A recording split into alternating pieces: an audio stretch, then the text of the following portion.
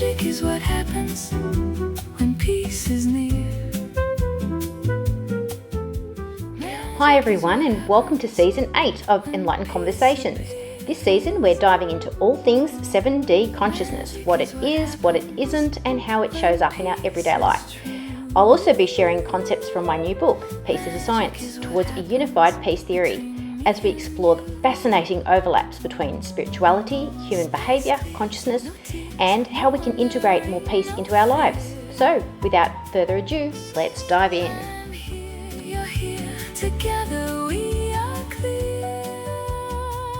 Hi everyone, welcome back to Enlightened Conversations. We are now finishing up our 7D Awareness and Consciousness series with money, and our episode today is part one of two parts that I will drop both of them today. It's just it was 12 questions instead of 6, asking our beautiful panel of Linda Willow Roberts, Karen Andrews Roberts, Leanne Barefoot Medium, Chris Childs and Sathiavanni. All the same questions to find out how they resonated with those questions.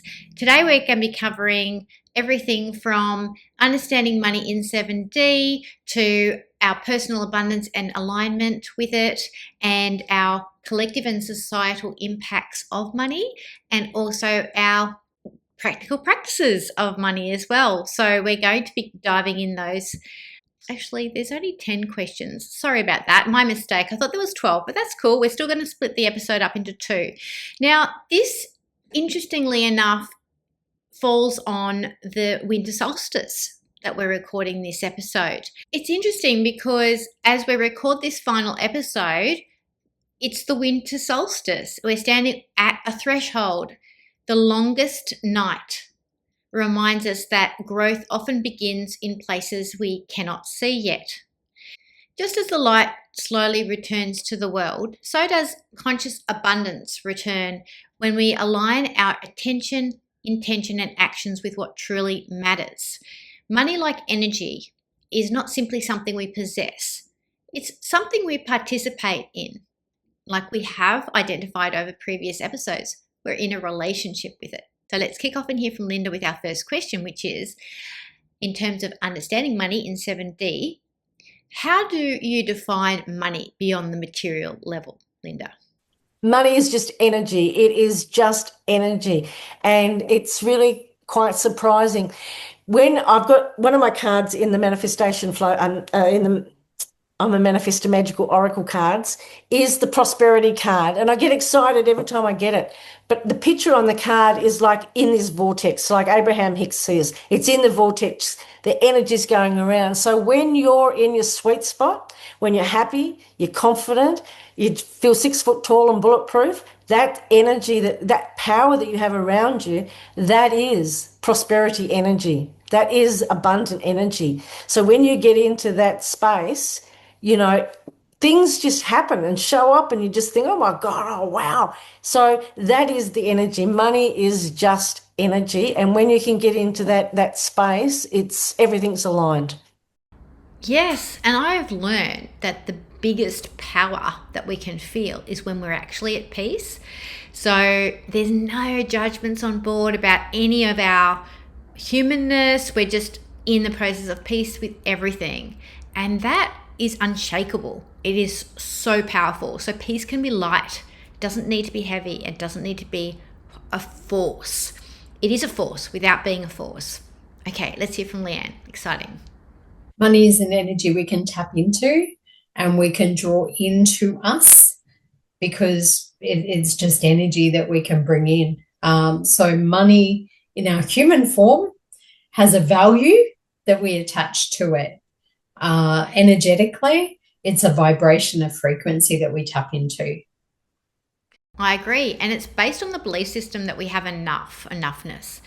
Because people can be greedy and act from that greed because they don't feel that they have enough. And it eventually leads to a lot of loss. There might be a lot of gain, but there also might be a lot of loss. Sometimes we think it's all about creating abundance, but it's actually about the frequency of enoughness, the frequency of I have enough. And then that is what brings in, and the universe hears that and says, oh, you have enough. Well, here you go. You always have enough. Nice. All right, here's Chris. Well, most people probably think of money as numbers in a bank account or transactions moving through the economy. But at a deeper level, money is really just a way of measuring value exchange. It reflects what people create, the problems they solve, and what society chooses to reward. And money also carries a lot of emotional meaning. To some people, it represents security. For others, it represents freedom or power, or even fear. So it's not just a financial tool, it's also a psychological one, because the way we think about money often tells us a lot about how we think about value and how we think about contribution and even possibility. It's true. What we value, we usually put money towards. It's as simple as that, isn't it? If we value ourselves, we'll spend money on ourselves. If we value our partner, we'll spend money on them. If we value our life, we'll spend money on our life and adventures and travel and interests and things like that. So we put money with what we value. So if we're spending it consciously, then we're actually contributing to ourselves. Okay, let's hear from Sathiavanni. Money is just energy. Everything is energy. Everything is the creation of energy. And, you know, when people say money comes from trees, well, effectively your dollar, the old dollar notes, it's paper. It does come from trees, doesn't it? But the tree, it was planted, the seed that was planted, it took energy for it to grow, for it to become a tree, for it to be chopped down and so forth. So it's that cycle, okay? That cycle. The coins, that is energy, because that's come from metal, that is from, the earth. Everything goes back to Mother Earth. It's her energy, okay? So it's, so everything is energy. I mean, people say, well, we're using, our phones now to pay away and all that sort of stuff. Well, yeah, but technology runs on fiber cables, and the fiber cables is material that's been created from what we've gained from the earth, the creation.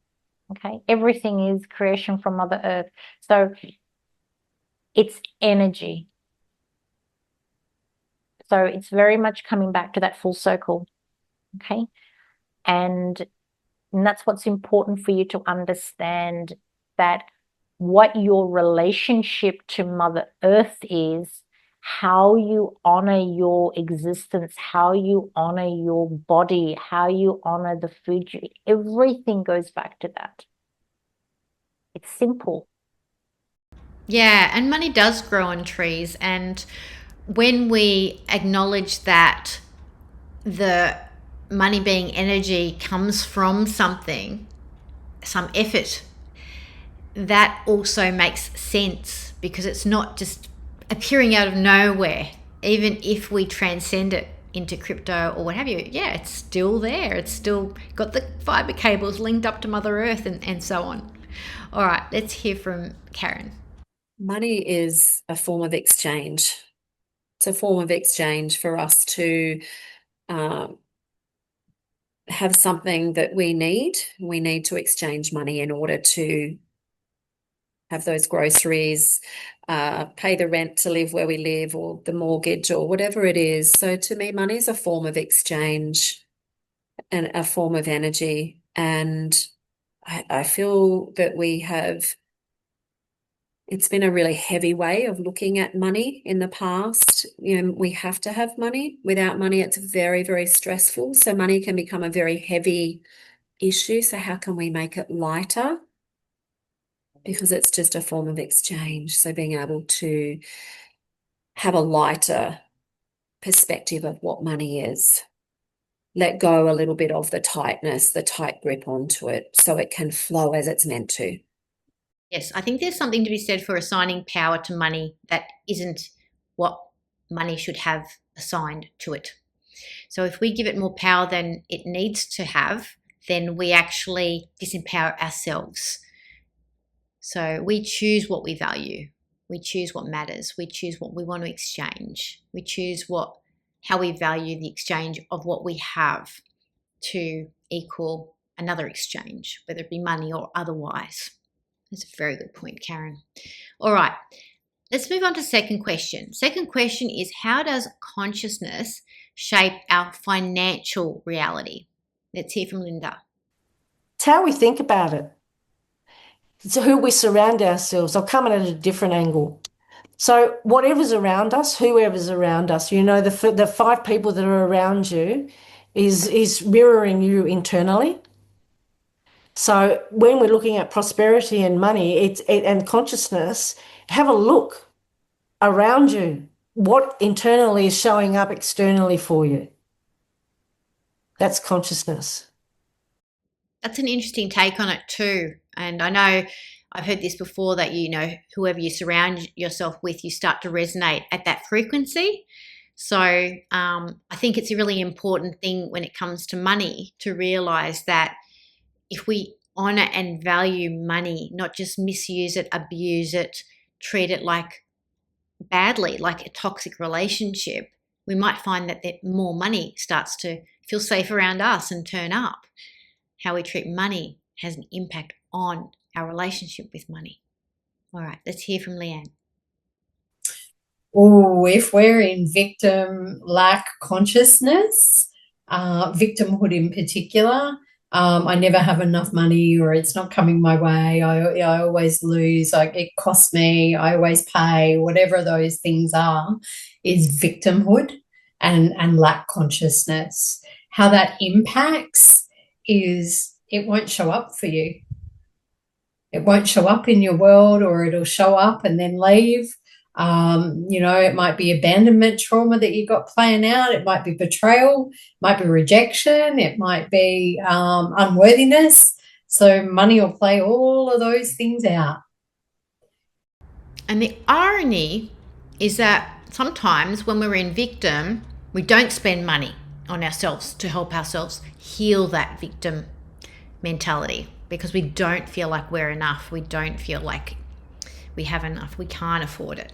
But if we acknowledge that we can't afford not to, because it'll be a recursive loop and it will just feed itself, that lack will feed more lack, then we can pattern interrupt, do something about it, and the money often just turns up and we go, where did that come from? But it supports us in supporting ourselves. Let's hear from Chris on how consciousness shapes our financial reality. Oh, a lot. Our beliefs about money, quietly shape almost every financial decision we make. So 2 people can have the same opportunities and create totally different outcomes simply because they think about money differently. If someone believes money is scarce or hard to earn, they'll play small or avoid opportunities. Whereas if someone sees money as a tool for creating value, they approach things with curiosity and creativity. So in NLP, we say our internal map of money drives our behavior. So change the map and the financial behavior usually changes with it. And as you know, a lot of people have a huge fear of debt, whereas I think debt is a tool. Some people have a huge avoidance of things like lender's mortgage insurance, for example. Whereas I think lender's mortgage insurance is a gift, a magical gift that will increase your wealth. So it's all in your interpretation and how you take that on. I love that, Chris. Change the map and then you change the money situation and how it actually manifests. And it's so true.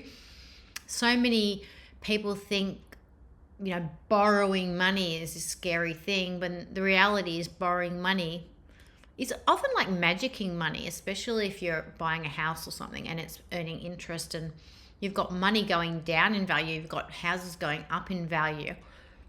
You might be paying interest, but at the same time, you're also generating something that's higher in value. So it is all really how you look at it, isn't it? And change your relationship, change your map, change your relationship with money. Love it. All right, let's hear from Sathiavanni. Consciousness shapes our financial reality in your intention of what that money is for. What are you using it for? What is the purpose behind it? Because everything does operate on universal law. Okay. And it's about what is your intention for that. Okay. It's like when I do my prayer work, my energy work is I give gratitude for the financial, positive financial abundance and resources that I receive on a daily basis, in order for me to be to support me in doing the work I'm here to do, to teach, to help, to guide, so that it has a flow-on effect. Okay, so on that higher level, everything comes to your intention. Why are you doing this? What is the sole purpose? Okay, so even if you're putting your intention of, money in terms of, okay, universe, I want to be able to live in this suburb because it is closer to work, so that I can get to work, so that I'm on time for all my clients, so that I'm at my optimum level to be able to facilitate the coaching or whatever it is I have to do. So everything comes down to intention. Okay. Yeah, intention's a very powerful thing. Like if we really get our values, our purpose, and our intention aligned, boom, shakalaka, man. Watch the money pour in. Yeah, especially if it's for the highest good of everyone. Yeah, money just comes on in. It's amazing. Okay, let's hear from Karen. Enormously. Our consciousness, if we're really stuck and really closed and really stagnant, we're blocking everything, not just money. We're blocking everything. So being able to do daily practices that shift our consciousness and allow us to expand, become more expansive in our consciousness, that then affects money coming in and out as well. So it has an enormous impact on money. I really love how we've tackled this question on our consciousness shaping our financial reality, and we're all in alignment with it. So our third question is, what are common limiting beliefs around money, and how can 7D awareness shift them? First up, we've got Linda. Well, we shift up in the seventh plane in theta healing, we shift blocks and patterns. So I'm the youngest of 7 children, and there's me, 8 years, and then the next 6. So I had hand-me-downs. What else did you hear when you were younger? Money doesn't grow on trees. I don't have enough money for that. So you've got all of those negative things that you would have heard, and the no's that you would have heard as a kid. There's nothing wrong with that. My parents loved me, and I loved my family, a big family. So there's all those beliefs and the conditionings. And then you growing up and thinking you're not worthy, you're not able to receive, I'm not good enough to receive. And then you've got all of those pop blocks and patterns. And then you've got partners that come in, or relationships. Like I said, money is relationships. However your relationships are. You might have been bullied at school, and you felt like or people could been a bully to you and taken things off you. So then you could think that when you get money, that I'm going to get rid of it because people are going to take it off me. And then you've got all the past lives stuff that could have you about a scarcity thought.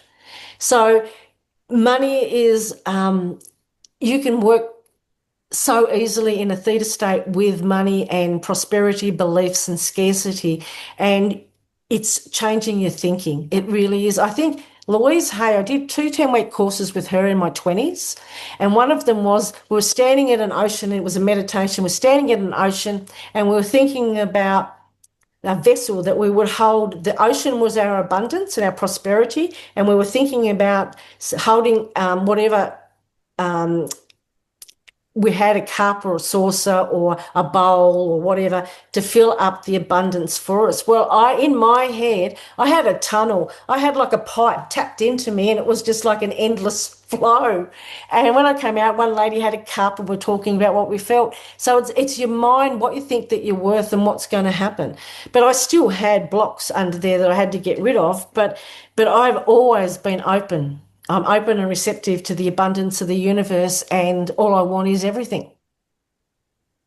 I love it. All I want is everything. That's all. Okay, Linda, you got it. You do. You've got it. Okay, let's hear from Leanne. The first one that pops into mind, money doesn't grow on trees. What if it does? And so, limiting beliefs are often created from our family unit that we grow up in, and stories that we take on as being true from what we've heard or what we've observed in our reality. So, if you've got one parent who never ever worries about money and it always comes in, that might be what you see and how you experience that. Or you might have a parent that is anxious and always worried and we never have enough, or we can't afford it, can't afford that, no, can't have that. So it's can't, don't, won't, all of those things are limiting. It's how do we become present to that and then use that awareness to go flip the script and change the story that we want to put out in front of ourselves about money. We take it on and we can change that story at any given point. Yes, Leanne, sometimes it's just as simple as being willing to flip the script and looking for ways to do that. Now let's hear from Chris. Well, probably some of the most common beliefs people carry are things like money's hard to make, or rich people are greedy, or there's never enough to go around. And the interesting thing is that most people didn't consciously choose those beliefs. They actually absorbed them as they were growing up, because we take on the beliefs of our parents and then they become our beliefs, and our grandparents, and and great-grandparents, because some people are a lot younger than me. Their great-grandparents went through the Depression. So, like those scarcity beliefs, and they lived through it. However, like when you're coming forward and we're sitting here in 2025 and 2026, 2026, we're certainly not in the in the 1920s, so it's a whole different world. So I think it's just stories that they're repeating, and once people question those old narratives, they often discover how much more freedom around money that they can have in comparison today as we could have in years gone by. Yeah, and there's an example of this in Pieces of Science too that provides a real-world example of this. During periods of the famine, such as the Dutch hunger winter of 1944 and 1945, pregnant women experienced severe malnutrition. Decades later, researchers discovered that children who were in utero during the famine showed altered metabolic regulation, and many had higher rates of cardiovascular disease, obesity, and glucose dysregulation in adulthood. The letters of the genetic code of their DNA sequence did not change. What changed was the genetic expression. Epigenetic markers and chemical tags, such as DNA methylation, influenced which genes were turned up and which genes were turned down or left silent. The developing fetus adapted to a world of scarcity. Its biology calibrated for survival in a famine environment. But when the famine ended and the food became abundant again, that calibration no longer matched reality. The body had inherited an expectation. So we inherit expectations in our DNA as well as our belief system. But good news is we can change our DNA. That is now scientifically been proven. So if you're interested in that kind of level of science and our higher consciousness, Peace as a Science, the book I've just written, is a really good read.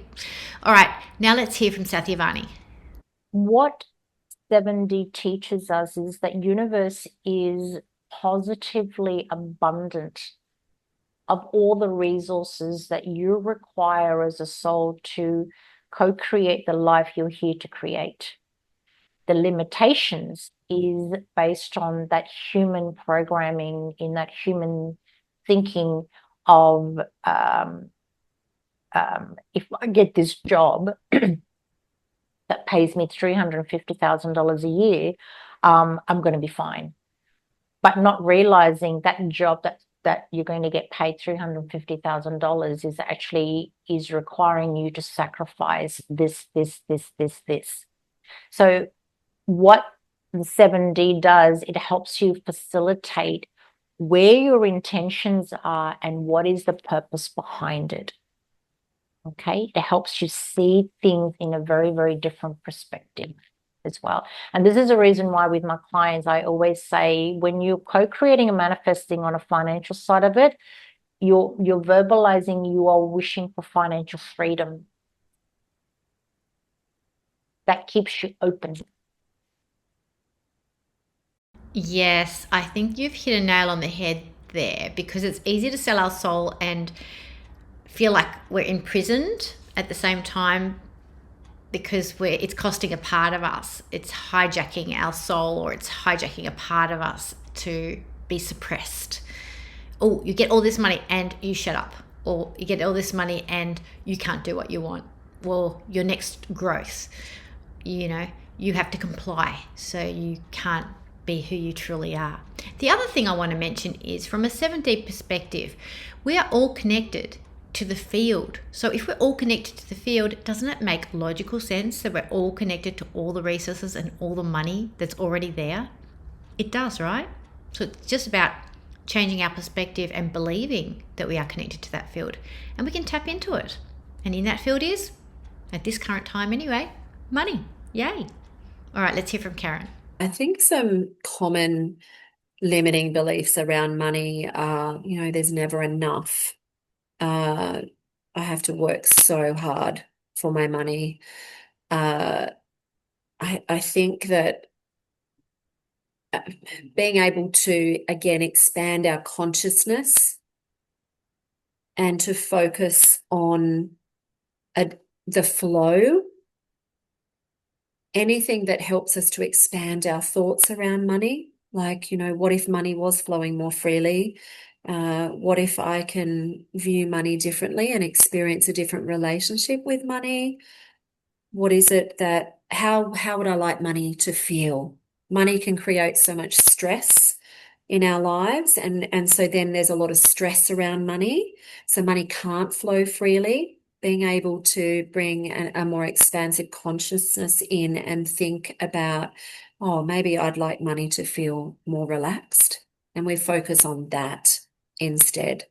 How can money feel more relaxed to me? How can money come to me in more relaxed ways and I feel calm receiving it?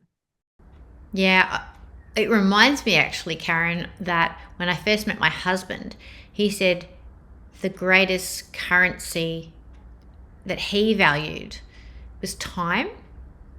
And I just loved that straight away. I was like, are you serious? That is so true. You can't buy more time. Not even the richest man in the world could buy more time. So I think it is, again, changing our relationship with what money buys us. What is it really buying us?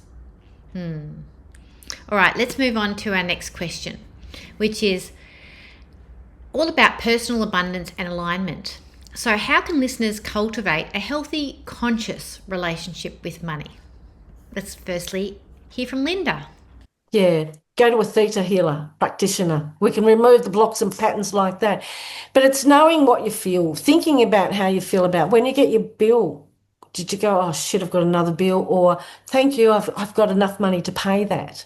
Or, I'm really appreciative of having this power and this phone. Can you please, help me financially with this? There's ways of thinking about it, and it really comes back to your relationships and your relationship with you. Do you feel worthy enough to have it? Yeah, and do you feel worthy enough to spend it with integrity as well? Like, you have opportunities to spend it on lots of different things. What are you choosing to spend it on? What does that say about you and your relationship with yourself, or you and your relationship with the people around you too, what you're contributing? And I think it's really important to take a good look at that. All right, let's hear from Leanne. Start with going general if money is something that triggers you or triggers big emotions within you. So I would say don't focus on it, take the focus off and start really general about going, I believe in the law of attraction. I believe that it's possible for me to, bring more money in or use my skills and abilities. So it's about starting really general. If it's an emotionally triggering topic area that has trauma attached to it, and often it does, one of the things that I will say is that alignment often takes 3 steps, or 4 really.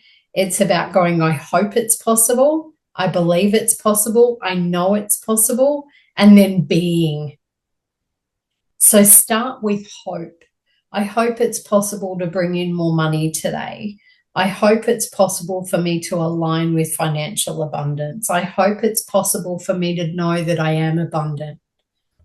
Start really general, and then feel that shift and move to I believe. Then feel the shift and move to I know. Yeah, sometimes we start off a little shaky. We're just in that hope zone. But you know what? It starts with a decision. It starts with you making that decision. And you hold the power to do that. Remember that. No one can do that for you. No one can make you start to hope. That's your choice.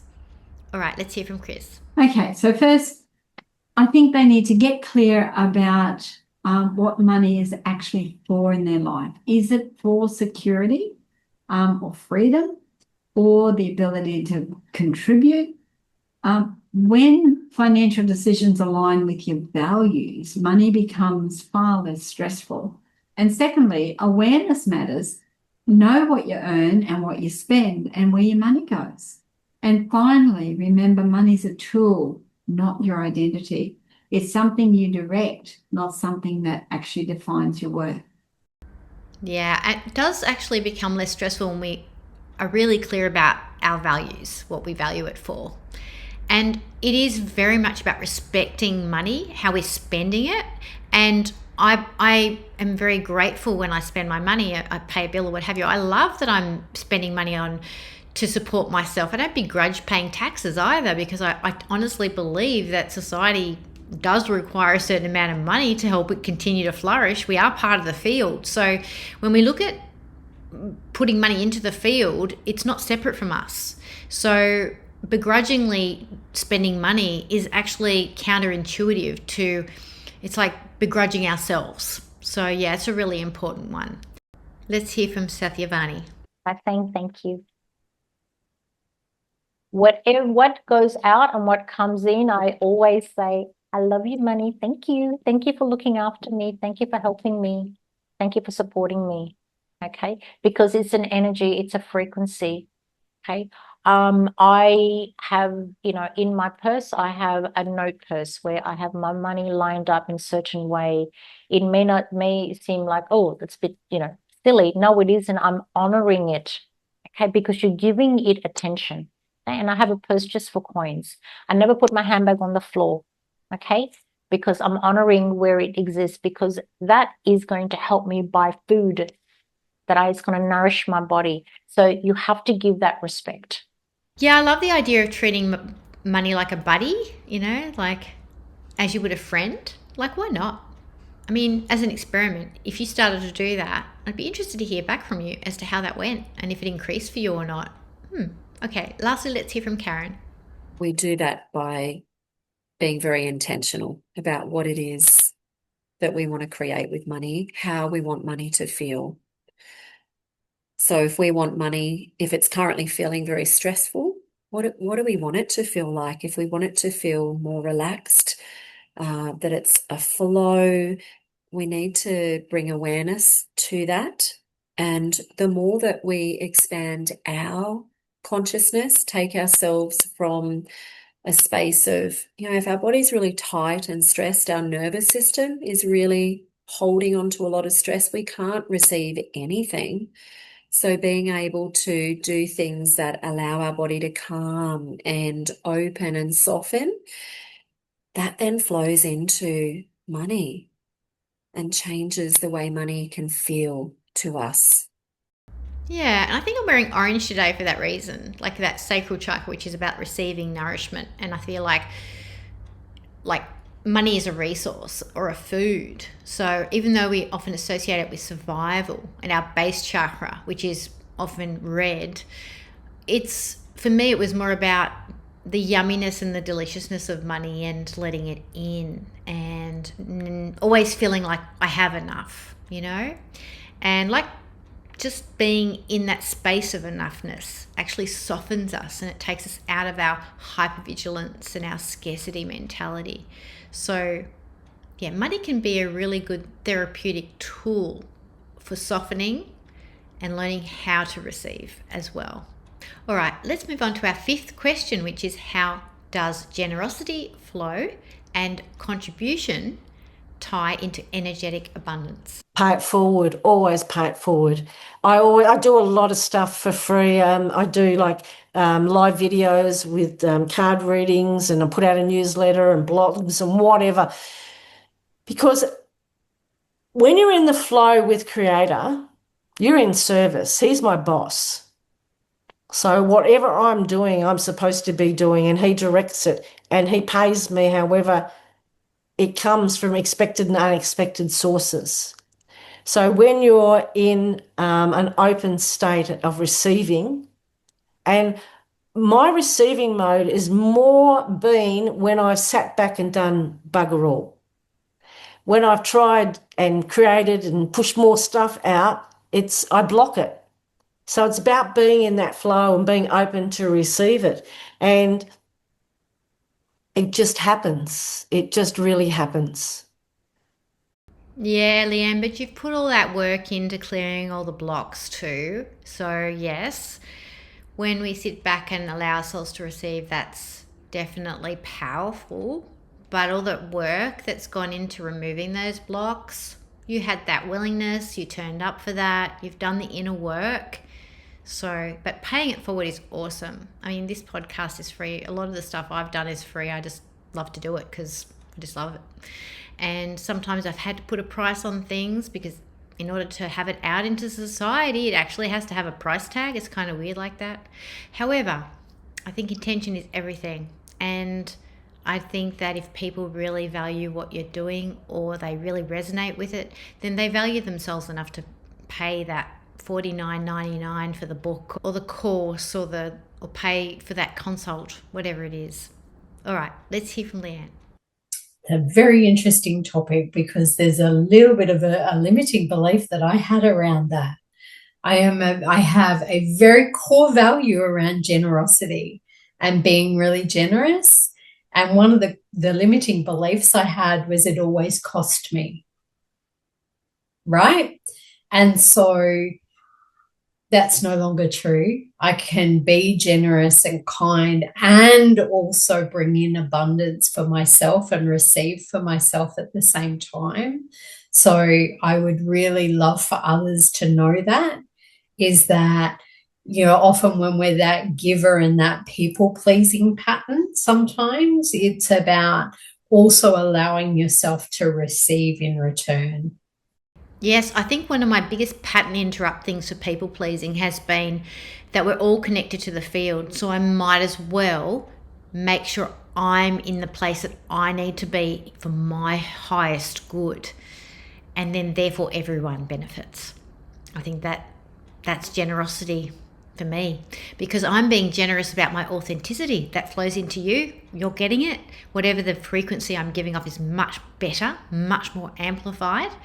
And therefore, there is no me versus you in terms of my energy and your energy. It's just flowing all together. So I love that in terms of abundance. All right, let's hear from Chris. Well, money tends to flow towards value creation, and people who constantly solve problems and help others or create useful things tend to generate opportunities. And generosity really plays a role too, because when people contribute and support others and invest in communities, they're actually building stronger networks and relationships. And those networks create more opportunities. So abundance is rarely created through hoarding. It's usually created through circulation and contribution. They always say money's made round to go round, and and money flows freely to you. You know, you can have, if you have the attitude that money is easy to get and it flows freely and it will come as you need, you don't need to hold on tight and hoard it because it's always going to be replenished. And money devalues over time. So the hoarders will own less. So I believe in money's round to go round. Yes, I'm a big believer in that too, Chris. I believe spending money on the things that we need, that we feel called to spend money on, and that is out in the community, then that frees up energetically, like it removes the block from something that might be holding us back from our own growth. So spending money in the community not only serves the community and creates better networks because you're out there, but it also removes that fear that there's not enough and the stunting of the emotional blocks that might suppress the parts of us that need to feel activated through spending that money. So it's a big one. All right, let's hear from Sathiavanni. What goes around comes around. It's just it's the divine law that flows. Okay, it's the same cycle as, you know, it's like when we leave this physical earthly body, and whether you're buried, you know, we're cremated, or when you're buried, you know, as your body decays, you have, you know, ants and other creatures of the earth that feed off that. Okay, so, and as they feed off that, you know, it breaks down everything and it's feeding them. Okay, so, and it's a bit like, you know, when a tiger eats something, you know, and the tiger dies and the ants comes back up again. Okay, so it's just a cycle in everything. So it's about what you give from a generous point of view is coming from a space of love, coming from a space of empathy and compassion. And that energetically doubles up, and then it quadruples up, and then it multiplies, and then it flows back to you. Because everything has a equal reciprocity balance in the higher frequency. That's how it operates. There's none of this give, or take. It's on a frequency where there is a flow and balance. Yeah, it's so true. Like, I had a thought the other day that what would the world be like without flies? Like, we hate them, we swat them, don't we? But if we didn't have flies and they didn't break down, and the decaying things that are, you could say, like spending money is like decay because it's ending, right? But no, it's not. It's just transforming. It's transforming, just like the flies transform that into earth, and then that becomes soil that grows a tree and that feeds us. It's like there is this cycle. If we hoard money, we don't spend it, and we don't also respect how we spend it, we become like a dam that is stopping the flow. That's what happens. And I'm not saying go spend your money willy-nilly. What I'm saying is sit down and think about yourself and what you value and what needs to change, and then go spend it on that, so that you can improve yourself, you can improve your flow, and your money will then also improve as well. All right, let's hear from Karen. Generosity is an abundance. When we hold tightly to something, it can't flow. That's also a sense of there's not enough. I can't share this. I need to hold on to this. So more money can't flow. Nothing can really flow in because we're closed. When we can start to bring more conscious awareness to our body, opening the flow, relaxing our body, things like yoga, meditation again, breathing, EFT tapping, all of the things that help to somatically clear this tightening and stress in the body, then allows a more open flow for anything in our life, even money. 100% agree. It's that softening of receiving, but we have to clear and pave the way first before we can allow the big container of money to be full for us, you know? It's like you have to clear out the gunk, you have to clear out the garbage, you have to let your inner flies do the work. And so that we can create the room to plant the seed and grow the tree. So yeah, very much so. Thanks, Karen. All right. Now our sixth question is, how can we balance desire for material resources with spiritual alignment? All about balance, folks. Let's hear from Linda. That's a funny thing. I won a lot of money once, and before I won a lot of money, I gave away everything. I went with 2 suitcases and I had nothing. And then I got a little bit of money. So it's not being attached to any material things. It's not being your attachment. Like I've got things here now, I've got crystals back again, but I didn't need them, and I know I didn't need them. And when I travelled a lot, I brought stuff back. But it's you really detaching from your material things that actually helps you align. It's like feng shui. When we declutter, we make room for more.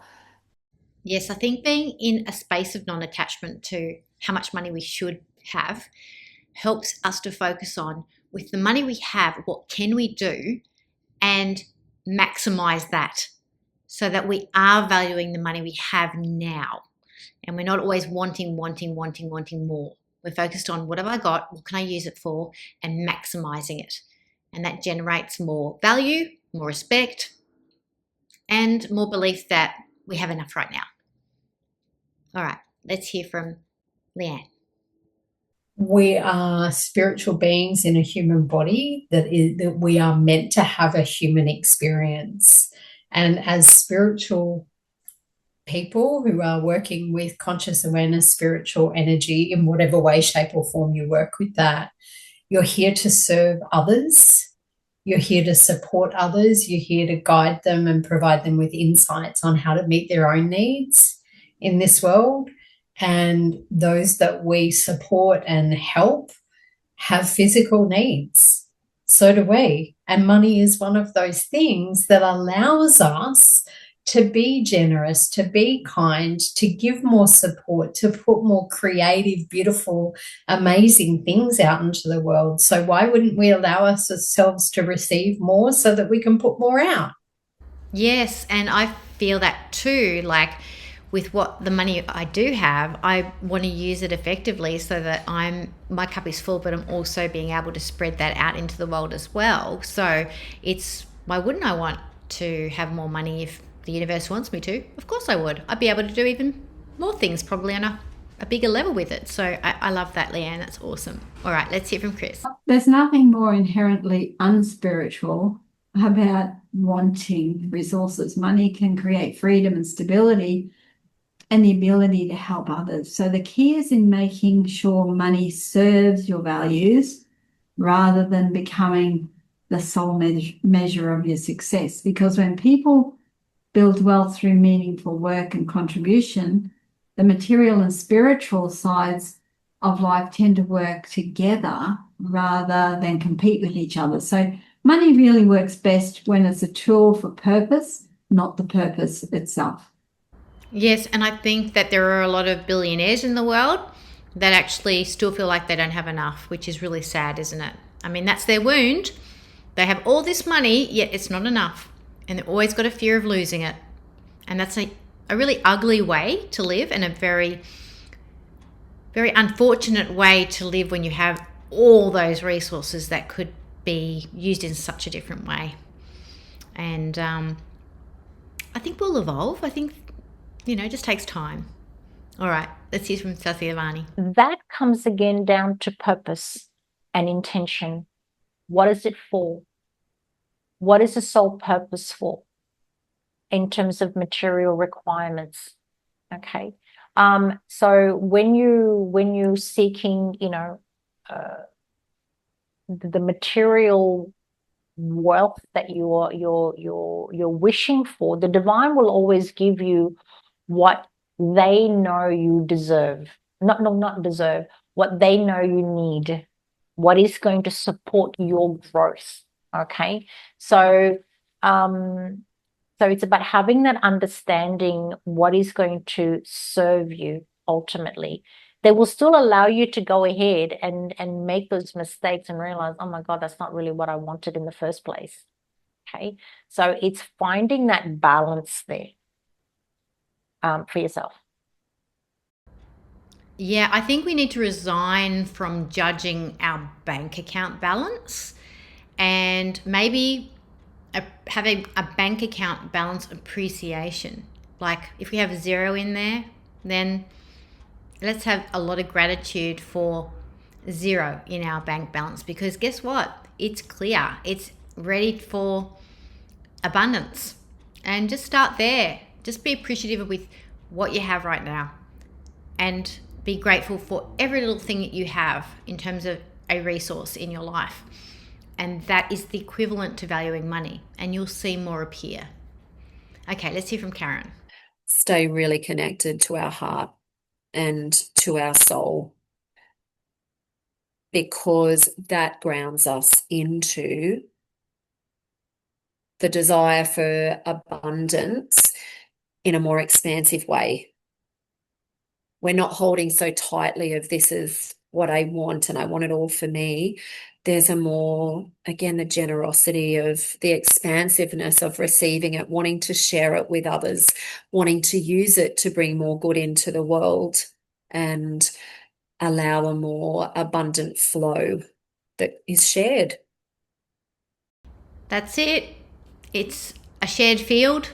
We're celebrating our brothers and sisters when they come into money, and we're celebrating that they will use that in a way that's evolved, and they will be bigger contributors to society. And we don't hold back from maybe suggesting how that could be used, and we set that example ourselves, and we show the greater society how money can be used in a profoundly effective way for our higher consciousness. And the more we do that, the more that becomes our new normal. Okay, so we have come to the end of Money and 7D Consciousness Part 1. Next, we have collective and societal impacts and more on practical practices so that we can help us to align with conscious abundance and use money as a tool for conscious creation and positive impact. All right, I look forward to you joining me for Part 2. Big blessings, peace in and peace out. When peace is near, magic is what happens when peace appears. Magic is what happens when peace is true.